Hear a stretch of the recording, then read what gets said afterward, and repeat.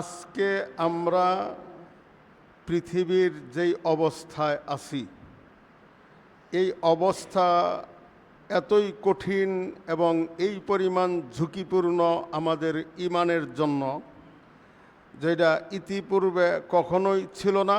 যদিও ইতিপূর্বে অনেক জান এবং মালের ক্ষতি হয়েছে, কিন্তু ঈমানের ক্ষতি পৃথিবীতে আল্লাহর নবী মুহাম্মদুর রাসূলুল্লাহ সাল্লাল্লাহু আলাইহি ওয়াসাল্লামের আগমনের পর থেকে এই পর্যন্ত ঈমানের ক্ষতি এই পরিমাণ হয় নাই। কেন হয় নাই? এই জন্য কখনো কোনো অবস্থায় ইসলামের পক্ষের যেই সমস্ত উলামায়ে কেরামরা অতীতে ছিলেন, কোনো হেকমতের কারণে বা কোনো প্রকার নিজের জীবন এবং নিজেদের সম্পদ, জানমাল, সন্তানাদির নিরাপত্তার খাতিরে হেকমত গ্রহণ করত, তারা কখনো বাতিলের সঙ্গে আপোষ করেন নাই। আল্লাহর রাস্তায় জীবন দিছেন, কিন্তু কখনো বাতিলের সাথে ওনারা মিলা চলার কোনো চিন্তা ভাবনা কখনো করেন নাই। এই জন্য জানমাল ইজ্জতের ক্ষতি হয়েছে, ঈমানের ক্ষতি হয় নাই।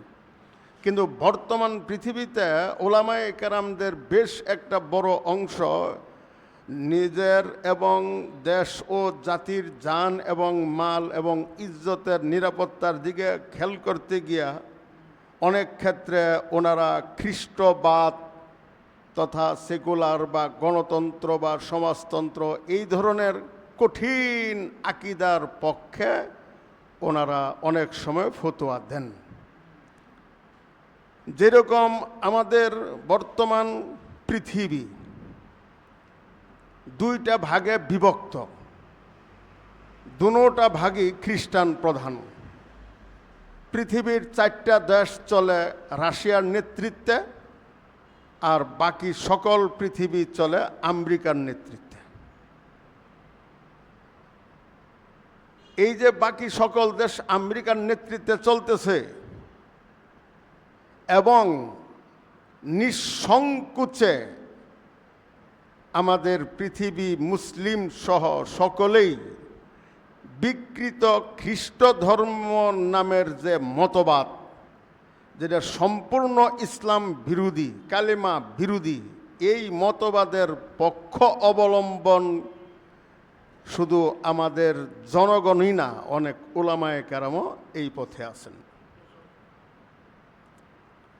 যেমন আমাদের এই যে পহেলা বৈশাখ, এই পহেলা বৈশাখটা আর আমাদের যে বর্তমান পৃথিবীর মতবাদ, দুইটার সাথে খুব মিল আছে। কেমন মিল? মিলটা হলো যে আমাদের যে এই যে উপমহাভারত, এখানে হিন্দু ধর্ম অবলম্বীরাও প্রায় 700-800 বছর এরা একত্রে বা খণ্ড খণ্ড হইয়া দেশ চালাইছে। এদেরও বিজ্ঞান, এদেরও প্রযুক্তি, এদেরও নিয়ম শৃঙ্খলা, এদেরও একটা মতবাদ আছে। এদেরও যে আইনের বই আছে, হিন্দু ধর্ম অবলম্বনকারীদের যে স্বতন্ত্র আইন আছে, এটা আমার আগে জানা ছিল না। এই আজকে রাত্রি খুঁজ পেলাম, আগামীকালকে ইনশাল্লাহ তালাশ করব এটা কোথায় পাওয়া যায়। ওইরকমভাবে আমরা যারা মুসলিম, আমাদেরও একটা ঐতিহ্য এবং ইতিহাস এই উপমহাভারতে আছে 600-650 বছরের। এই ইতিহাসটাকে খ্রিস্টানরা দখল করে এই পরিমাণ ম্লান এবং এই পরিমাণ বদনাম এবং এই পরিমাণ মুসলমান এবং অমুসলিমদের অন্তরে ইসলাম ধর্মের প্রতি বিদ্বেষ এবং ইসলাম আলাদা, ধর্ম আলাদা, রাষ্ট্র আলাদা, এমনভাবে তারা সেটিং দিছে যে আমাদের বাংলাদেশের প্রায় মসজিদে একটা কথা লেখা আছে, দুনিয়াবি কথা বলা নিষেধ। এই যে একটা ভ্রান্ত ফতুয়া। দুনিয়াবি কথা কাকে বলে? দুনিয়াবি কথা তো তালাশ করে পাওয়া যাচ্ছে না। তার কারণ উম্মতে মুহাম্মদীরা যে কোনো কর্ম করবে, প্রস্রাব পায়খানা সহ সকল কিছুই সওয়াবের কাম। তাহলে দুনিয়াবি কাম কি? হ্যাঁ, ক্রয় বিক্রয় ডাইরেক্ট, এটা একটা দুনিয়া। শুধুমাত্র দুনিয়া বলা হয় ক্রয় বিক্রয়। এটাকে মোটামুটি দুনিয়া বলা যায়। কিন্তু মুহাম্মদুর রাসূলুল্লাহ সাল্লাল্লাহু আলাইহি ওয়াসাল্লাম এবং চারো খলিফা ওনারা রাষ্ট্রীয় সকল কর্মকাণ্ড করছেন মসজিদ থেকে। তাহলে রাষ্ট্রীয় সকল কর্মকাণ্ড যদি আল্লাহর নবী আবু বকর রাদিয়াল্লাহু তাআলা আনহু এবং ওই রকম হযরত ওমর, হযরত উসমান, হযরত আলী রাদিয়াল্লাহু তাআলা আনহুমরা যদি সকল প্রকার কর্মকাণ্ড মসজিদ থেকে করতে পারেন, তাহলে দুনিয়াবি কর্ম কি, দুনিয়ার কথা কি? এখন আসেন, আমাদের দেশ এই উপমহাভারত, আমরা প্রধান চারটা জাতি। এক নম্বরে সংখ্যাগরিষ্ঠ হিন্দু, এরা ওই জমানায় ছিল 10 কোটি, আর ওরা ছিল 14 কোটি, আমরা ছিলাম 10 কোটি। এবং অন্যান্যদের মধ্যে বৌদ্ধ খ্রিস্টানের সংখ্যা অনেক কম। এই যে 4-5টা জাতি, ইনারা ইসলাম এবং ইসলামী আইন দিয়া খুব সুন্দরভাবে এ রাষ্ট্র চলতেছিল। কিন্তু বিপর্যয় ঘটে যখন খ্রিস্টানরা এই দেশ দখল করে। আর ওরাও অনেক চতুর, এই দেশটা দখল করার পরে 103 বছর পর্যন্ত ইসলাম দিয়া দেশ চালাইছেন না, শুধু ইসলামী আইনই বলবৎ রাখছে। রাষ্ট্রীয় কর্মকাণ্ড ইসলামী আইনে চালাইছে। আর তারা সরকারি কর্মকর্তা, কর্মচারী, পুলিশ, সেনাবাহিনী, এই সকল কিছু আস্তে আস্তে পরিবর্তন করতে করতে করতে করতে 103 বৎসরে সকল কর্মকর্তা, কর্মচারী তাদের মতো হয়ে গেছে। এই 103 বছর পরে সংবিধান চেঞ্জ করছে। আর আমাদের বাংলাদেশের ওলামায়ে কেরামরা মনে করে যে পানি পড়া দিলে যেরকম জিনবুত সঙ্গে সঙ্গে দূর হয়ে যায়, আমরা একেবারে ডাইরেক্ট সরকারে গিয়েই ইসলামী হুকুমত কায়েম করে ফেলবো। অসম্ভব হবে না। যদি কোনো দল ক্ষমতায় যাইতে চায়, ইসলাম কায়েম করতে চায়, ওই জেহাদের মাধ্যমে, যেটা হবে না বাংলাদেশে, কেন আমরা সব মুসলমান, আর না হয়তো বিপ্লবের মাধ্যমে, সেটা আর না হয়তো নির্বাচনের মাধ্যমে। এই নির্বাচনের মাধ্যমে গণতন্ত্রের কথা দিয়েই যাইতে হবে, গণতন্ত্র দিয়েই দেশ চালাইতে হবে। এরপরে আমাদের দীর্ঘদিন পরে যখন সরকারি কর্মকর্তা সকলে আমাদের মতো হবে, তখন জনগণ এবং সরকারি কর্মকর্তারা যখন দাবি জানাবে যে না, আমরা পূর্বের আইন মানি না, আমরা ইসলামী আইন ছাড়া আমাদের দেশে অন্য কোনো আইন চলতে দেওয়া হবে না, তখন যদি আপনি ইসলামী হুকুমত কায়েম করতে পারেন, এর আগে না। এটা এই জন্য বললাম যে এই যে আমাদের বাংলাদেশ, হিন্দুস্তান, পাকিস্তান ভাগ হইল, ভাগটা যে যতই বলুক না কেন, পাকিস্তান স্বাধীন হয়েছে ইসলামী হুকুমত কায়েম করার জন্য। কিন্তু যেহেতু তার পূর্ব থেকে সেকুলার বা গণতান্ত্রিক নেতারাই এই ক্ষমতার মধ্যে ছিল, এবং পৃথিবীর গান্ধীজির চাইতেও, নেহেরুর চাইতেও আরও কট্টর সেকুলার বা গণতান্ত্রিক মেধা, মন মানসিকতা ছিল আমাদের কায়েদে আজম সাহেব মোহাম্মদ আলী জিন্নাহ সাহেবের। যার জন্য ওনারা চিন্তা করলেন যে এই দেশ যদি আমরা ইসলাম দিয়া দেশ চালাই, তাহলে অন্যান্য ধর্মের লোকদের উপরে অবিচার করা হবে। এই জন্য আমরা মুসলিম, আমাদের সংখ্যালঘু হিন্দু, বৌদ্ধ, খ্রিস্টান, এদের সকলের সঙ্গে ন্যায় এবং ইনসাফের ব্যবস্থাপনা যাতে করা যায়, এই জন্য না মুসলমানের আইন গ্রহণ করা হলো, না হিন্দুদের আইন গ্রহণ করা হলো, না বৌদ্ধদের আইন গ্রহণ করা হলো, আইন গ্রহণ করা হলো খ্রিস্টানদের।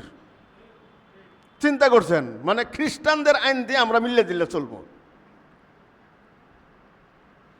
যেই জায়গায় ইসলামী একমাত্র এটার রক্ষক, যে অমুসলিমরা যা মুসলমানের দেশে বসবাস করে, মুসলমানদের ইজ্জত, জানমাল এবং তাদের ইজ্জত এবং জানমাল এবং কি যে কয়, তাদের সকল প্রকার সুযোগ সুবিধা মুসলমানের যা হবে তাদেরও তা হবে, সবাই নিরাপত্তার খাতিরে সবাই সমান।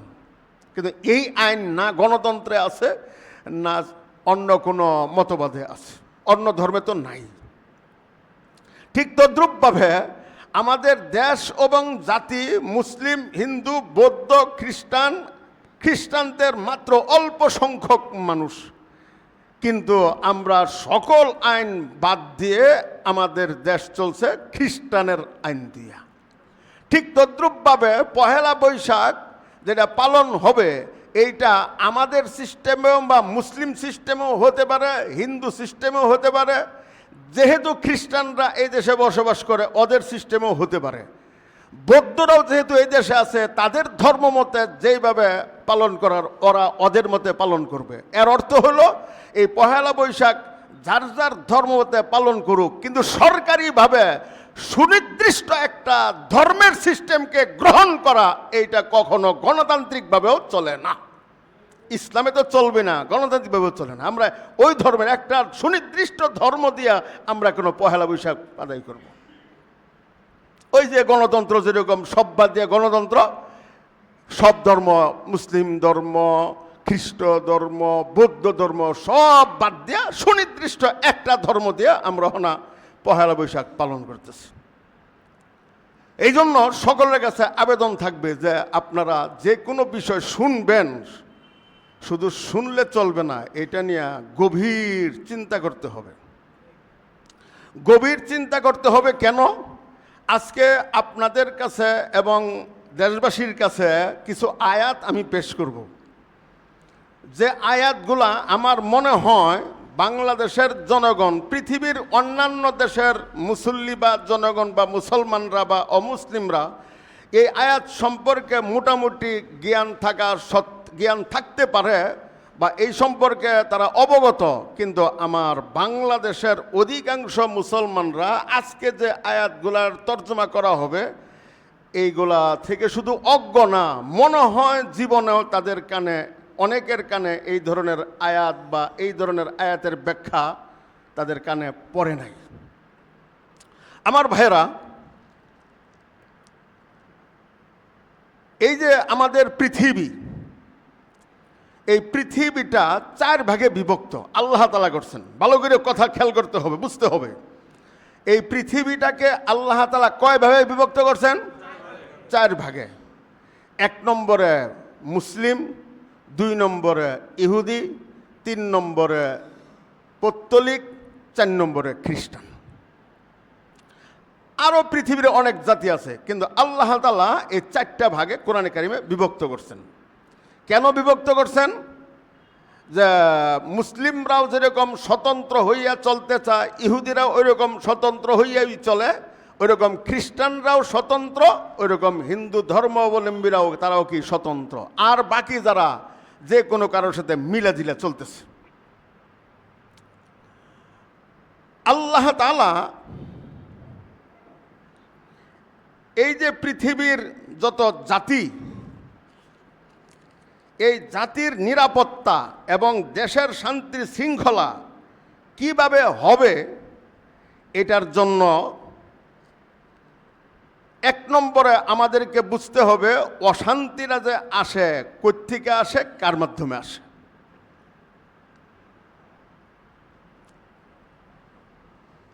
সর্বপ্রথম যেই জ্ঞানটা আমাদের দরকার সেটা হইল যে মুসলিমদের কারণেই আজকে এই পৃথিবী আল্লাহ তাআলা বহাল রাখছেন। যেদিন মুসলমান থাকবে না, আল্লাহ বলনেওয়ালা, লা ইলাহা ইল্লাল্লাহ বলনেওয়ালা কেউ থাকবে না, এটা আমাদের আকীদা এবং বিশ্বাস যে পৃথিবী আল্লাহ বা কী করবেন? ধ্বংস করবেন। তাহলে বোঝা গেল যে পৃথিবী ধ্বংস যে হবে, এই ধ্বংসের আগে ইহুদ এবং খ্রিস্টান এবং পৌত্তলিকরা এইভাবে মুসলমানদের উপরে চড়াও হবে যে অধিকাংশ মুসলমানরাই মতাদর্শের ক্ষেত্রে ওদের মতোই হইয়া যাবে।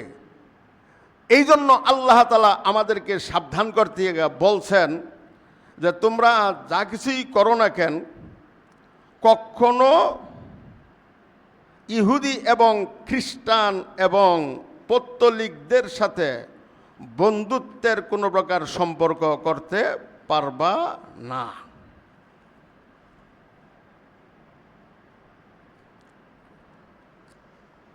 যে আয়াতের জন্য বলা হচ্ছে কি, আউযু বিল্লাহি মিনাশ শাইতানির রাজীম, লাতাজিদান্না আশাদ্দান নাসি আদাওয়াতাল লিল্লাযীনা আমানুল ইয়াহুদা ওয়াল্লাযীনা আশরাকু ওয়ালাতাজিদান্না আকরাবাহুম মাওয়াদ্দাতাল লিল্লাযীনা আমানুল্লাযীনা ক্বালু ইন্না নাসারা যালিকা বিআন্না মিনহুম কিসসিসিনা ওয়া রুহবানা ওয়া আন্নাহুম লা ইস্তাকবিরুন। এই যে আয়াতে কারিমা আল্লাহ তাআলা বলতেছেন মুহাম্মদুর রাসূলুল্লাহ সাল্লাল্লাহু আলাইহি সাল্লামকে, হে নবী, আপনি সব মানুষের চাইতে মুসলমানদের অধিক শত্রু ইহুদি ও মুশরিকদেরকে পাবেন। আর আল্লাহ তাআলা বলতেছেন, ও মুহাম্মদুর রাসূলুল্লাহ, এই উম্মতে মুহাম্মদীরা, আপনাদের জন্য এই পৃথিবীতে সবচাইতে কঠোর এবং নিষ্ঠুর জঘন্যতম শত্রু হবে তিন প্রকার। এক নম্বরে ইহুদি, দুই নম্বরে মূর্তি পূজক পৌত্তলিক, তিন নম্বরে হইল খ্রিস্টান। খ্রিস্টানদেরকে এখানে তিন নম্বর রাখা হয়েছে এই জন্য যে হজরতে ইমাম মাহাদি আসার আগ পর্যন্ত খ্রিস্টানদের মধ্যে দুইটা ভাগ থাকবে, একটা ভাগ থাকবে ইহুদিদের পক্ষে আর একটা ভাগ থাকবে মুসলমানের পক্ষে। বর্তমান পৃথিবীর অবস্থা তাই দেখা যাচ্ছে, আমেরিকা ইসরায়েলের পক্ষে আর রাশিয়া মুসলমানদের কিছুটা পক্ষে। তাহলে এই জন্য আল্লাহ তাআলা বলতেছেন যে তোমরা শত্রুকে চিনবা এবং শত্রুকে শত্রুই মনে করিতে হইবে। যদি শত্রুকে শত্রু মনে না করা হয় তাহলে এই শত্রুদের থেকেই আমাদের অনেক কঠিন সমস্যা হতে পারে। আচ্ছা, ওদের চরিত্রটা কি হবে?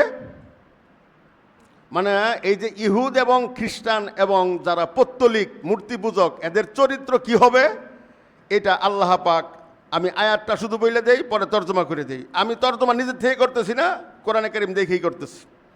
আউযু বিল্লাহি মিনাশ শাইতানির রাজিম। ইয়া আইয়ুহাল্লাযীনা আমানু লা তাত্তাখিযু বিতানাতাম মিন দুনিকুম লা ইয়ালুনাকুম খাবালা ওয়াদ্দু মা আনিত্তুম قد بدت البغضاء من أفواههم وما تخفي صدورهم أكبر।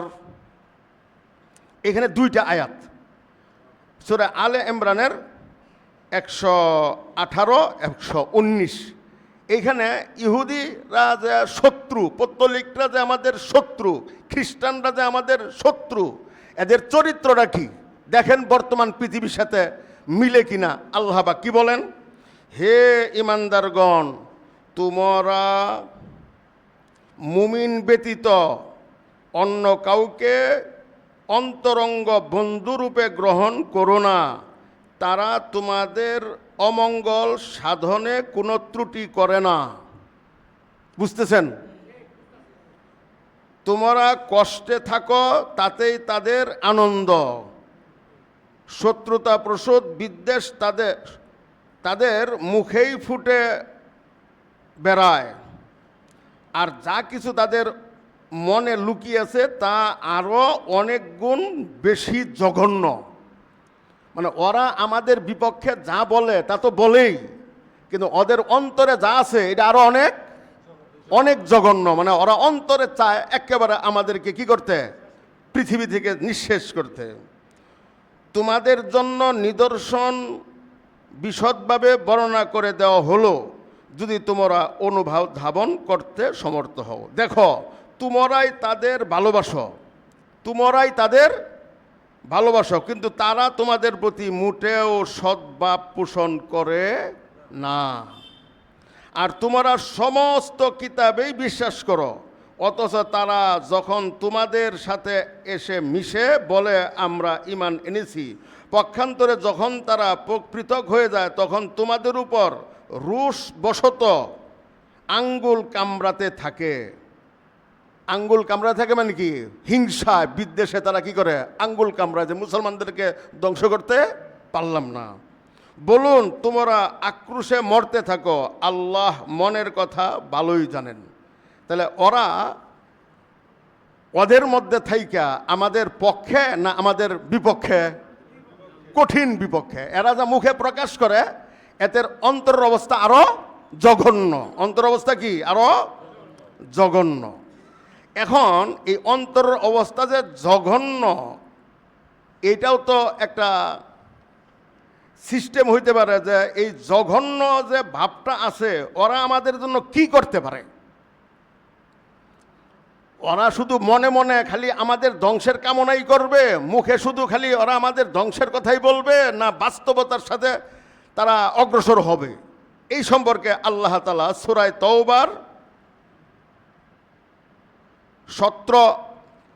তওবার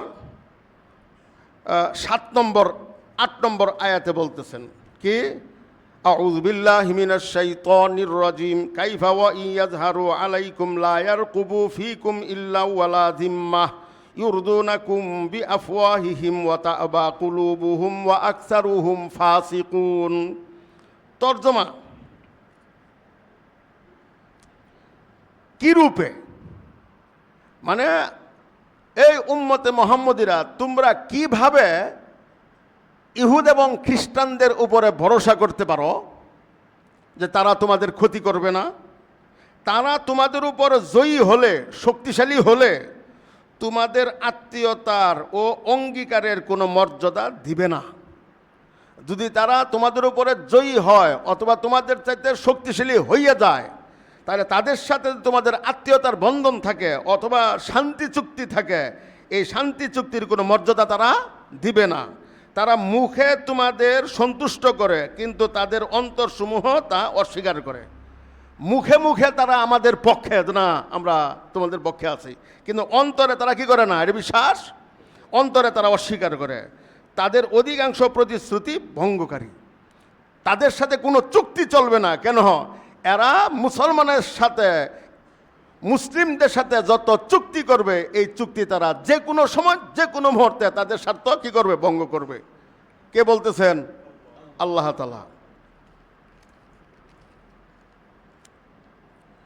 এখন ওদেরকে যদি বলা হয় যে তোমরা যে মুসলমানদের উপরে আক্রমণ করতেছ, এটা কেন করতেছ? মুসলমানদের উপরে তোমরা আক্রমণ করো কেন? তখন তারা কি বলবে? আরে না, হ্যাঁ, আমরা তো মুসলমানদের উপর আক্রমণ করতেছি না, পৃথিবীতে যারা অশান্তি সৃষ্টি করতেছে এই অশান্তি সৃষ্টিকারীদেরকে আমরা শাস্তি দিতেছি, তারা যেন পৃথিবীতে কোনো প্রকার অশান্তি সৃষ্টি করতে না পারে। আল্লাহ পাক কি বলেন? না না না, মুসলমানরা অশান্তি সৃষ্টিকারী না, ওরাই অশান্তি সৃষ্টিকারী।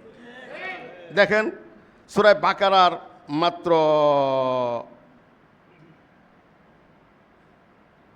কয় নম্বর আয়াত? সূরা বাকারার 11 নম্বর আয়াত। আর যখন তাদেরকে বলা হয় যে দুনিয়ার বুকে দাঙ্গা হাঙ্গামা সৃষ্টি করো না, যে তোমরা এরকম মারামারি কাটাকাটি আর করো না, বন্ধ করো, তখন তারা বলে আমরা তো মীমাংসার পথ অবলম্বন করেছি। তারা কি এর পথ অবলম্বন করছে? মীমাংসা, শান্তির পথ অবলম্বন করছে। মনে রেখো, তারাই হাঙ্গামা সৃষ্টিকারী, কিন্তু তারা তা উপলব্ধি করে না। তাহলে হাঙ্গামা সৃষ্টিকারী, সন্ত্রাসী, সন্ত্রাসের জন্মদাতা কেডা? ওরাই। কিন্তু কি বলে জানা, মুসলমানদেরকে মাইরা তারা সন্ত্রাস বন্ধ করতে চায়। আর আল্লাহ পাক কি বলছেন? মুসলমানরা সন্ত্রাসী না, সন্ত্রাসী এই এরাই। কথা বুঝাইল কিনা? আচ্ছা, এখন ইহুদি, খ্রিস্টান, পৌত্তলিক এরা যে আমাদের শত্রু, এই আয়াতের দ্বারা পরিষ্কার হইল কি হইল না? পরিষ্কার। এখন আমাদের বাংলাদেশে যারা ফতুয়া দাতা, আমাদের বাংলাদেশের এই যে মুফতি শব্দটা, এটা এখন একটা মানে লজ্জাজনক একটা উপাধি। এই মুফতি, বর্তমান জমানার যে বাংলাদেশের মুফতি, এটা হলো কাগজে কলমে সার্টিফিকেটে মুফতি। 50 বছর আগ মুহূর্ত পর্যন্ত সার্টিফিকেট দিয়ে কেউ মুফতি হয় না, যোগ্যতার বলে মুফতি হয়েছে। আর এখন দাওরে হাদিস পাশ করার পরে যখন দেখে কোথাও কোনো কর্ম নাই, এই জন্য যে সমস্ত মেয়েদের ইন্টার পাস করার পরে বিবাহ হয় নাই, আচ্ছা ডিগ্রিতে ভর্তি হয়ে থাকি, ডিগ্রিতেও তার বিবাহ শাদী হইল না, আচ্ছা মাস্টার্সে ভর্তি হয়ে থাকি। ঠিক আমাদের এই মুফতিদের দশা এইটাই। আমাদের বাংলাদেশে যেই মানে যে কোনো দল যারা আকীদাগত সমস্যা থাকে, এই সমস্যাগুলা দিয়া তাদেরকে ভ্রান্ত ফতোয়া দিতে গেলে ডাইরেক্ট কোরআনে কারিমের কোনো আয়াত পাওয়া যাবে না। ঠিক তদ্রূপভাবে শিয়াদের মধ্যে যে ভ্রান্তিগুলা, এটা 100-র মধ্যে 90টা ভ্রান্ত আকীদা তাদের আছে। এই 90টা ভ্রান্ত আকীদা থাকা সত্ত্বেও তাদেরকে অমুসলিম বা কাফের বা এই ধরনের কঠিন ফতোয়া দেওয়া ডাইরেক্ট কোরআনের পক্ষে সম্ভব হবে না। কিন্তু যে সমস্ত মুসলমানরা ইমানদার দাবি করার পরে ইহুদ এবং খ্রিস্টানদের সাথে শান্তি চুক্তিতে, বন্ধুত্বের চুক্তিতে আবদ্ধ হয়, কুরআনে কারিমের ডাইরেক্ট আয়াতের দ্বারা বোঝা যায় যে এরা ওই ইহুদি এবং খ্রিস্টানরা যেমনভাবে মুসলমানের জঘন্যতম শত্রু, ওই সমস্ত দেশ, ওই সমস্ত জাতি যারা মুসলমানের দাবিদার হইয়া ইহুদ এবং খ্রিস্টান এবং পত্তলিকদের সাথে বন্ধুত্বের চুক্তিতে আবদ্ধ হয়, ওরাও আমাদের শত্রু। তাহলে আমাদের বাংলাদেশে এই ভ্রান্ত আকীদাওয়ালাদেরকে যেইভাবে ফতোয়ার মাধ্যমে কপুকাত করা হয়, হ্যাঁ, নাকি মানে তাদেরকে যেইভাবে মানে সমাজ থেকে, দেশ থেকে, রাষ্ট্র থেকে বিচ্ছিন্ন করার চেষ্টা করা হয়, যারা আল্লাহ পাকের আয়াত অনুযায়ী মুসলমানদের জঘন্যতম শত্রু, এদের বিপক্ষে পৃথিবীর কোনো মুফতি বা বাংলাদেশের কোনো মুফতি আজ পর্যন্ত মুখ খুলে নাই। যেরকম সৌদি আরব, আবুধাবি, দুবাই, কাতার, ওমান, কুয়েত, এই সমস্ত বৈরুত থেকে, বৈরুতের আগে হইল জর্ডান আর সিরিয়া, এই যে 8টা 10টা দেশ, এই 10টা দেশ এরা গোপনে হোক প্রকাশ্যে হোক ইহুদিদের সাথে শান্তি চুক্তিতে আবদ্ধ। শুধু তাই না, ইরানের বিপক্ষে মজলুম ইরান, সে আকীদা যাই হোক না কেন, পৃথিবীর 99% মুসলমান মজলুম ইরানের পক্ষে, এবং ইরানের ফিলিস্তিনের যত মজলুম মুসলমান আছে তাদের পক্ষে। তাহলে আমাদের বাংলাদেশের উলামায়ে কেরামরাও এই 90% আকীদাগত যাদের সমস্যা, এদের পক্ষে বিবৃতি দিতে পারতেছেন, দোয়া করতে পারতেছেন, কিন্তু যাদের আকীদার মধ্যে 10% সমস্যা, এদের বিপক্ষে আপনার ফতোয়া চলে। আপনাদের ফতোয়া এদের বিপক্ষে যে আপনারা দিচ্ছেন, এমনও মুফতি আমার বাংলাদেশে আছে, বিভিন্ন চ্যানেলের মাধ্যমে এরা ইরানের বিপক্ষেও ফতোয়া দিয়া আমেরিকার পক্ষ অবলম্বন করতেছে। ও আমার ভাইয়েরা, ও মুফতি সাহেবরা, সৌদি আরবের মতো দেশ, আবুধাবি, দুবাই, কাতার, ওমান এবং সিরিয়া এবং জর্ডানের মতো মুসলিম দেশ ডাইরেক্ট আমেরিকার পক্ষে, ডাইরেক্ট তারা মানে পরিষ্কার ঘোষণার মাধ্যমে ইসরায়েলের পক্ষ অবলম্বন করার কারণে আপনারা কেন তাদেরকে সরকারিভাবে এবং মুফতি সাহেবদের ফতোয়া দিয়ে কেন কাফের ফতোয়া দিবেন না? দেন না কেন কাফের ফতোয়া? পরিষ্কার বলে দেন যে হ্যাঁ, সৌদি আরবের সরকার, আবুধাবির সরকার, ওমান এবং কাতার এবং জর্ডান এবং সিরিয়ার সরকার, এরা মুসলিম বিদ্বেষী, মুসলমানদের শত্রু, কোরআনে কারিমের শত্রু, এরা ইসলামের শত্রু। ফতোয়া দেন, আকীদার সমস্যার কারণে ফতোয়া দেন, এইখানে ফতোয়া দেন না কেন? আল্লাহ তাআলা দেখেন পরিষ্কারভাবে ফতোয়ার খালি কিতাব দেখবেন কে, কোরআনে কারিমত দিয়া ফতোয়া দেন। আমাদের উস্তাদ বলছেন, দেওবন্দের শাইখুল হাদিস, যে আপনারা কেন শুধু ফতোয়ায়ে আলমগিরি, ফতোয়ায়ে অমুক এইগুলা দিয়ে ফতোয়া দেন কে? কোরআনে যে সমস্ত বিষয় ডাইরেক্ট আছে, ওই সমস্ত বিষয় আপনাদের চোখে পড়ে না কেন?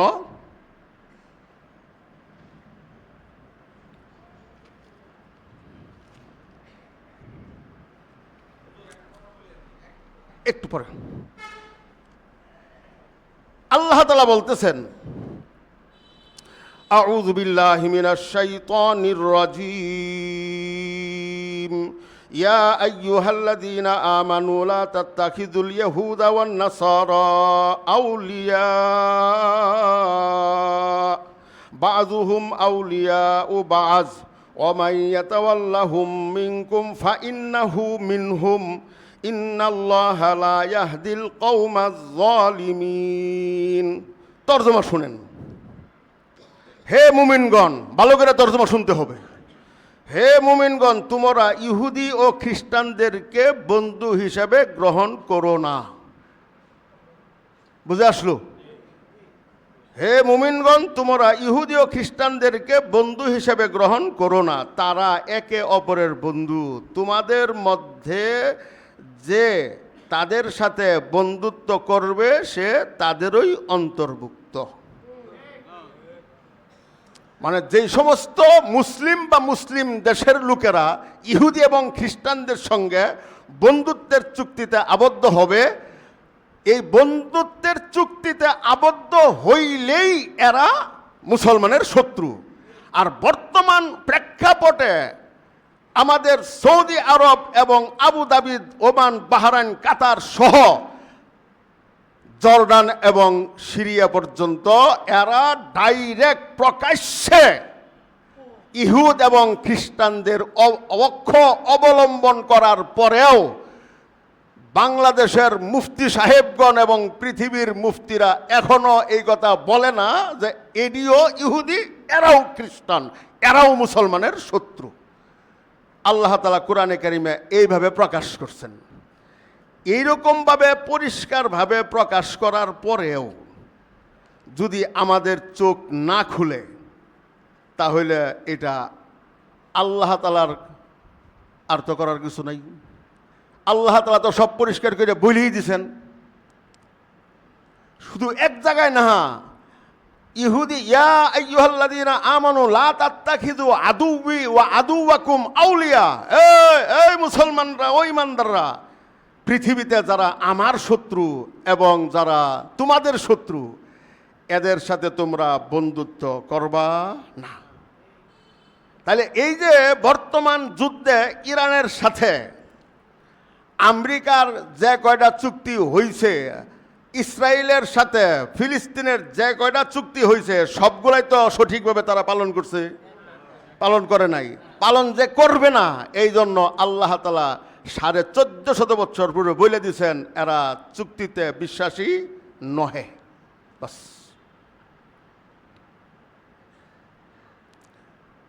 এই জন্য আমার ভাইরা, পৃথিবী যাই হোক, যাহা মনে চায় তাহা হোক, এই কথাটা তো অন্তত আমাদের জানা আছে যে যতক্ষণ পর্যন্ত একজন খাঁটি ইমানদার এই পৃথিবীতে জীবিত থাকবে, ওই পর্যন্ত আল্লাহ পাক পৃথিবী ধ্বংস করবেন না। তাহলে পুরা পৃথিবী বাদ দেন, পুরা বাংলাদেশ বাদ দেন, আপনাদের ধারণা করতে হবে সব পৃথিবীর সবাই একদিকে, আমরাই খাঁটি ইমানদার হিসাবে বেঁচে থাকতে চাই। ব্যাস। আমরা কোনো দলের সাথে না, কারোর সাথে না। খ্রিস্টানদের মতবাদে যে আমাদের পৃথিবী চলতেছে, এই মতবাদে আপনি চলেন, কিন্তু যদি বিশ্বাস করেন, যেরকম সেকুলার কন, গণতন্ত্রই কন অথবা কমিউনিজম বলেন, এদের কাছে জিনা ব্যভিচারী হালাল, মিলাজিলা করলে হালাল, মদ হালাল, বেশ্যাবৃত্তি হালাল, সুদের মতো জঘন্য কর্ম হালাল, বৈধ। হ্যাঁ, তাহলে আপনি যে মতবাদে ভোট দিচ্ছেন, যেই মতবাদে দল করতেছেন, এই মতবাদ সরকারে গিয়া এইগুলা কি হালালকে হালাল রাখার চেষ্টা করবে না হারাম করার চেষ্টা করবে? হালাল রাখার চেষ্টা করবে। তাহলে আপনিও তাদের সমর্থন দিয়া শক্তিশালী বানাইলেন এইগুলাকে হালাল বহাল রাখার জন্য। এখন দেখেন আপনার অবস্থা, আমার অবস্থাটা কি। আমি এই যে আয়াতগুলা দেখাই আপনাদেরকে যে বললাম, এটা শুধু আয়াত না, ইতিহাসও সাক্ষী। আপনারা এই যে ভারত 1940 থেকে নিয়ে আজ পর্যন্ত ভারতে মুসলমানদেরকে দাঙ্গার মাধ্যমে কি পরিমাণ হত্যাকাণ্ড ঘটাইছে। তাহলে পাকিস্তানও ভারত থেকেই স্বাধীন, পাকিস্তান থেকে বাংলাদেশ স্বাধীন, এর অর্থ হইল আমরা ভারত থেকেই স্বাধীন। তাহলে আমাদের সর্বশেষ কথা ছিল ভারতের যারা মুসলমান তারা ভারতী, পাকিস্তানে যারা হিন্দু বা অমুসলিম তারা পাকিস্তানি। তাহলে আমার বাংলাদেশে যারা অমুসলিমরা বসবাস করতেছে, আজকে 40 থেকে নিয়ে এই পর্যন্ত একবার একটু দাঙ্গা হয়েছিল নোয়াখালীতে, সেটা 1943-এ। ওইটা কেন? বিহারের হাজার হাজার মুসলমানদেরকে পাইকারিভাবে হত্যা করার পর নোয়াখালীতে এই দাঙ্গা হয়। এইটার পরে দিয়া দিল্লি সহ, মুম্বাই সহ, কেরালা সহ লক্ষ লক্ষ মুসলমানদেরকে হত্যা করে। যেই হত্যাকাণ্ডটাকে বন্ধ করার জন্য গান্ধীজি অনশন ধর্মঘট শুরু করেন যে এইভাবে যদি মুসলমান এবং হিন্দু দাঙ্গা হয়, তাহা হইলে এই দেশ স্বাধীন হবে না। এই জন্য অনশনের মাধ্যমে উনি এই দাঙ্গা বন্ধ করান। তাহলে আমাদের এই পাকিস্তান বাংলাদেশে অমুসলিমদের বিপক্ষে কয়টা দাঙ্গা হইল, আর ভারতে 40 থেকে নিয়ে আজকের 26 পর্যন্ত কতগুলা দাঙ্গা হয়েছে, কত লক্ষ মুসলমান শাহাদত বরণ করছেন। ইতিহাস পড়েন, ইতিহাস পড়েন, খালি মুখস্থ শুনতে চান কেন? ইতিহাস পড়েন। তাহলে ইসলামী একমাত্র এমন জীবন ব্যবস্থা, যেই জীবন ব্যবস্থার মাধ্যমে মুসলিম অমুসলিম শান্তিতে বসবাস করতে পারে। পৃথিবীর বৃহৎ গণতান্ত্রিক দেশ ভারত, আমেরিকার পরেই যার স্থান। তাহলে এই গণতন্ত্রে মুসলমানদের ইজ্জত, মুসলমানদের সম্পদ, মুসলমানদের আবাদতগাহ মসজিদ এই গণতন্ত্রে রক্ষা করতে পারে নাই। আর আমরা মুসলমান হইয়া ওই গণতন্ত্রের পূজারী। আল্লাহ পাক আমাদেরকে সঠিক বুঝদান করে, এবং পৃথিবীর ধ্বংসযজ্ঞ যখন হবে তখনও যেন আমরা ইমানের হালতে শাহাদতের মর্যাদা যুক্ত মৃত্যু নিয়ে যেন কবরে যাইতে পারি। এই মুহূর্তে যেন তেন কোনো আলেমের ফতোয়া আমরা যেন না শুনি। আপনি ইতিহাস মিলান, কোরআনে কারিম মিলান, মিলাইয়ে দেখেন যে কোনো অবস্থায় কোনো হেকমতের কারণে এই খ্রিস্টপন্থী সরকারদের সামান্যতম সহযোগিতা করা যাবে কি যাবে না। যাদের আকীদাগত সমস্যা আছে এদের পক্ষ অবলম্বন করার কারণে যদি সহি আকীদাওয়ালারাও ভ্রান্ত হয়, তাহলে কুফরি আকীদাবাদীদের সঙ্গে যারা বন্ধুত্বের চুক্তিতে আবদ্ধ হবে, তাদের যারা সহযোগী হবে, এইগুলোও কাফের বেঈমান হওয়ার কথা। সর্বশেষ কথা, আমাদের বাংলাদেশেও আকীদা খারাপ এরকম ইসলামের জামাত আছে, এরকম দল আছে। আমরা তাদের বিপক্ষে, আমিও সহ সবাই ফতোয়া দিচ্ছি।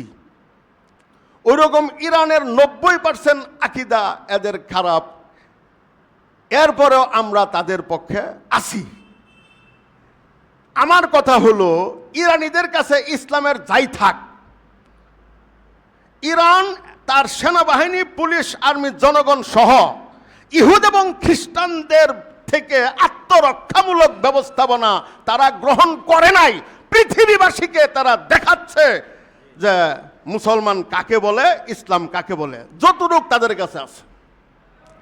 কিন্তু আমরা যারা সহি আকীদাওয়ালা, এদের কি করা? আমরা যারা পৃথিবীতে সহি আকীদাওয়ালা আছি, তার মধ্যে আরব দেশের 10টা দেশ, এরা ইহুদি খ্রিস্টানদের মতো আমাদের, তারাও শত্রু, এরাও ইহুদি খ্রিস্টান হয়েই গেছে। আর হিন্দুস্তান, পাকিস্তান, বাংলাদেশ, নেপাল, ভুটান, মালয়েশিয়াতে যারা সহি আকীদার লোকজন আছে, আমরা সুবহানাল্লাহ আলহামদুলিল্লাহ বলা ছাড়া আমাদের আর কোনো প্রস্তুতি নাই। আল্লাহ পাক সঠিক বুঝদান করুক। আমার ভাইরা, আমি শুরুতে বলছিলাম, যেহেতু এটা আমাদের বাংলাদেশ একক ধর্মের লোক না, আমরা মুসলিম, যদিও সংখ্যাগরিষ্ঠ, এই জন্য যে কোনো উৎসব, আমাদের ঈদের উৎসব অমুসলিমরা আসবে না, ওদের দুর্গা পূজায় আমরা যাব না, কথা কন নাকি? কিন্তু যে কোনো একটা রাষ্ট্রীয় উৎসব হোক, এই রাষ্ট্রীয় উৎসবও কখনো একক ধর্ম মতে চলবে না, চলতে দেওয়া যাবে না।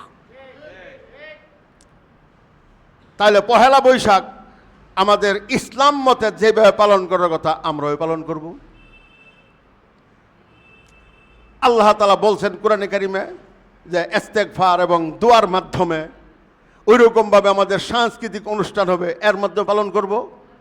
সাংস্কৃতিক অনুষ্ঠান এইটা আর মঙ্গল শোভাযাত্রার মধ্যে পার্থক্য কি? ওইখানে হাঁটলো, আমরা হাঁটলাম না, অসুবিধে কি? কিন্তু কখনো কোনো অবস্থায় একক কোনো ধর্মের সাথে রাষ্ট্র সম্পৃক্ত হতে পারে না। আল্লাহ পাক আমাদেরকে সঠিক বুঝদান করে, যাদের সুন্নত বাকি 4 রাকাত সুন্নত পড়ে নেই। আমি অচিরেই আপনাদেরকে একটা ইতিহাস শোনাবো যে আমাদের বাংলাদেশে যে দলগুলা পার্থক্য হইলো, যেরকম আওয়ামী লীগ, বিএনপি, জাতীয় পার্টি, এই দলগুলা কিভাবে হইলো, এদের মূল কে কি ছিল, এদের যে মূল আমাদের যে বাপদাদার 14 গোষ্ঠী যারা ছিল ওই ওই উপরের, এরা কি ছিল, এরা কি থাকার কারণে আমরা এই দলভুক্ত হইলাম। যেরকম মুক্তাগাছার বেশ কিছু আমি ইতিহাস আপনাকে শোনাইছি। ইনশাল্লাহ আগামী শুক্র হোক বা পরের শুক্র হোক আমি দেখতেছি সব। আমি ইনশাল্লাহ এটা দলিল সহ না বললে হবে না, প্রমাণ সহ না বললে হবে না, মুখস্থ বললে হবে না। ইনশাল্লাহ 1 মে হয়তো আমি মানিকগঞ্জ চলে যাব, 1 মে।